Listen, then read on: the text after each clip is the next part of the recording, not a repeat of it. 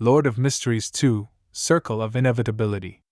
Chapter 52, Entering the Ruins. It's all your fault. It's all your fault. Damn it. Son of a bitch. Guillaume Benet's fist continued to hit the air, his rage boiling over at a seemingly invisible creature.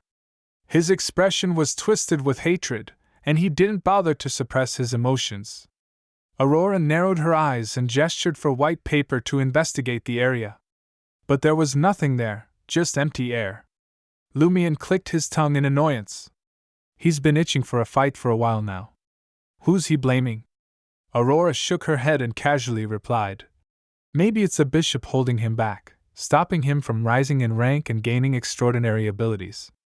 Or perhaps someone lured him into secretly worshipping a hidden entity, hoping to receive blessings and grow stronger. She considered that, as the subdeacon of the Eternal Blazing Sun Church, a priest overseeing a rural cathedral, establishing contact with a concealed being wouldn't be easy on his own. When it came to matters of supernatural power, he'd undoubtedly turn to the Dirige Regent's Church. The associated occult artifacts and sorcery grimoires would be handed over to the Inquisition for safekeeping or even sealing. They wouldn't be left at Quarters Cathedral. More importantly, it was impressive enough that he could command ancient Fey Sac. Languages capable of summoning supernatural forces like Hermes and Elvish weren't something a subdeacon like him would encounter. And Aurora, through the eye of mystery prying, had long determined he wasn't someone with innate spiritual prowess who could unintentionally attract malevolence. Thus, without a certain someone's guidance, how could the Padre come into contact with a hidden existence?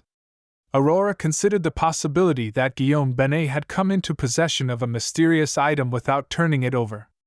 Lumion laughed at the idea. Can't the Padre gripe over that hidden existence? He even dared to make Saint Sith feel aggrieved. It's not impossible for him to blame that hidden existence for enticing him. After mocking Guillaume Benet, Lumion analyzed seriously. I've been thinking about why the Padre suddenly fell into corruption. There are two suspects. The first is Madame Pualis. She's obviously very powerful. Whether it's Louis Lund, who gave birth in the castle, or the woman suspected to be her in the wilderness surrounded by the undead, it shows that she's not simple. She's involved with abnormal pathways and hidden existences. It's possible that she enticed the Padre. By the way, Lumion smacked his head. What's wrong? Aurora didn't know what her brother had realized. Lumion replied solemnly. Do you think the Padre has ever given birth to Madame Pualis' child?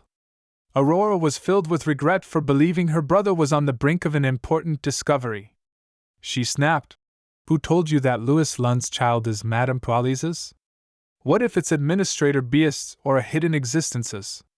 No. If it was, you would have exploded and turned into a monster when you saw that scene. I just find Madame Pualis to be more dominant in her relationship with the Administrator. Before the loop began, Lumion felt that the Administrator, Beast, was a little weak. He couldn't keep the butler in check and couldn't keep an eye on his wife. When he appeared with Madame Pualis, he always tried to please the latter. Lumion originally thought that the Administrator loved his wife very much, but now, he had a new guess. Do you think the Administrator is another fertility tool for Madame Pualis? Perhaps. Aurora held her forehead. The world of mysticism has really broadened my horizons. Many scenes that only exist in novels and imaginations have been realized, in some warped manner. After sighing, she muttered to herself. There seem to be more than 1 or 2 children born in the castle. Where are they? Lumion thought for a moment and expressed that he had no idea.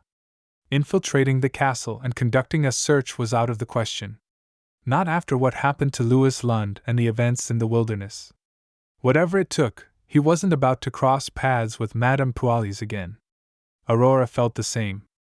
After their run-in with Madame Pualis, the siblings wanted nothing more than to avoid her at all costs. The Padre grunted in frustration, downing a glass of red wine to take the edge off. As he stormed over to the bed, Lumion whispered to Aurora. He let out a long breath, put down the tall glass, and walked to the bed. It wasn't until the Padre's breathing eased and he seemed to be asleep that Lumion mocked. Look at him, crashing early. What, no late-night rendezvous with his mistress? Oh, he doesn't smoke in private either. This was inferred from the absence of cigar cases, pipe, and other items in the bedroom. Aurora chuckled and said, He doesn't drink much alcohol either. Everyone says he's a pillar of propriety. She dispatched white paper to scout the bedroom. Finding nothing, it returned as instructed. Aurora turned to Lumion. You only mentioned one suspect.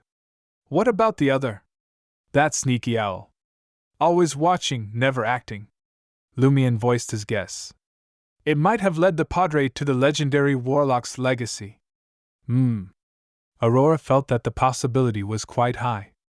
Lumion then suggested, If that owl pays me another visit, we capture it and interrogate it. You sure you can take down an owl that has lived for centuries? Aurora smirked. I've got you, haven't I? Lumion flattered his sister. Aurora scoffed. Our chances aren't great, even with both of us. But we can't just sit around and do nothing. We need to find out what's going on before it's too late. As long as we don't interfere with the advent of the 12th night, we'll be fine. Lumion nodded heavily. Aurora noticed his exhaustion and reached for white paper, who had returned. You've been using your spirit vision too much today. Get some rest. We'll continue tomorrow. She paused for a moment before continuing. In the morning, I'll teach you the basics of the Hermes language. Then, in the afternoon, go see Pierre Barry and have a drink. I'll sneak into his sheep pen and see if I can get any useful information from his 3 sheep. She thought this was the easiest route to investigate. Isn't that too risky? Lumion asked, already on his feet. Aurora reassured him with a smile. Don't worry, I won't pick a fight. I just need to talk to them in Highlander. It shouldn't raise any alarms. They might know something useful. Lumion nodded. I'll head to Old Tavern tomorrow afternoon. I'll try to get to know the 3 foreigners. They could be valuable allies. Of course, he had to be careful not to reveal their identities as Beyonders. Okay. Aurora agreed with her brother's plan. Lumion woke up in his dream bedroom, shrouded in a faint gray fog. As he expected, all the gold, silver, and copper coins, as well as the axe and pitchfork he had collected, were gone. The cycle had reset the dream. I have to gather them again. Lumion muttered to himself as he left the bedroom and headed to the study. He picked up the lever blue from the table and flipped through it idly. Many of the words had been cut out. Indeed, I was the one to send the request for help. He no longer felt anything about being the one who had sent the request for help. He suspected that Aurora had guided him in sending the request. After all, he had no knowledge of mysticism back then, so he would have relied on a reliable messenger or a postman. Speaking of which, Lumion realized that the postman who came once a week wasn't in the loop. He figured that the officials probably prevented ordinary people from entering Cordo after receiving the letter. Lumion looked around for a box to store the letter, but he couldn't remember how many similar items Aurora had in her collection, so he gave up. He got dressed in a way that didn't affect his movements, grabbed his iron black axe, and headed out into the wilderness filled with crevices. He walked towards the ruins surrounding the dark red mountain peak. Lumion easily dispatched the 2 familiar monsters. He slung the shotgun, cloth bag of lead rounds, and assortment of coins. He moved forward cautiously, deliberately avoiding the path he had taken before, knowing that he was not prepared to face the 3-faced monster. As he made his way through the collapsed buildings and thin gray fog, the constantly alert him took a sniff. He caught a whiff of blood. After some thought, Lumion sneaked into the shadows and hid in a hidden space on the top of a half-collapsed house, peering through a gap between a few rocks. In the distance, amidst the barren, rubble-filled wasteland, he saw a lump of flesh slowly wriggling towards a building. The flesh was mixed with yellow fat, as if a creature had been crushed by a falling boulder. Lumion pondered how to deal with such a monster. Should I behead it? But it doesn't even have a head. Suddenly, several dark black, fleshy ropes appeared out of nowhere and bound the blob of flesh tightly.